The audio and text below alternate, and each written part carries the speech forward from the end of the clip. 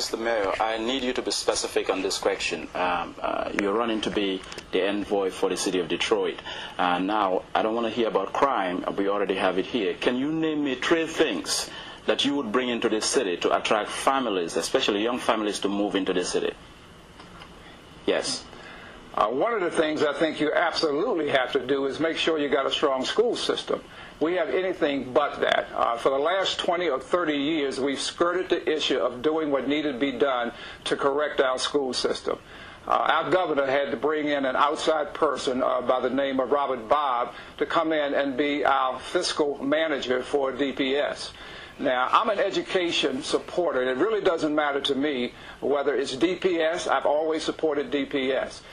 Whether it's a charter school, public or private, as long as it's a good school with the right kind of environment so children can learn, I would be supportive of that. I'm hearing... I understand that. I said 3 new things that you would bring into this city that we don't have to attract young families into this city. Well, education is one. And I think that's very, very important, because without that, families are not going to come here. Number 2, housing. Affordable housing is going to be very, very important. And we don't have a lot of affordable housing in the city of Detroit. So I think that's going to be key. Thirdly, I do believe that some entry-level kind of jobs are going to be necessary, because once again, as you look at what's happening in our automotive industry, we're not going to be the industry that we have been for the last 50, 60 years. As we look at TV today, we see that Chrysler and General Motors are going to be bankrupt. They're probably going to shut down. And those were jobs for a lot of our young people coming out of high school. That's not going to happen anymore. And we've got to be very creative in terms of the kind of training that we're going to give to our young people to accept jobs of tomorrow. Great. Thank you, Mr. Bing. Mayor Cockrel, 3 things that you would do to help promote people coming to the city and staying in the city, particularly young people. Well, unlike my opponent, I can actually tell you some things that we're already doing. And I really want to frame my response this way.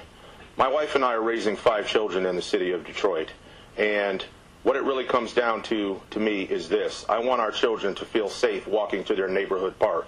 And I want, when they get to that park, for it to be clean, free of debris, broken glass, used hypodermic needles, and the other trash that we often see at some of our parks. And I also want our children, as they get older, to stay in the city of Detroit. Now, if they decide to go away to college, fine.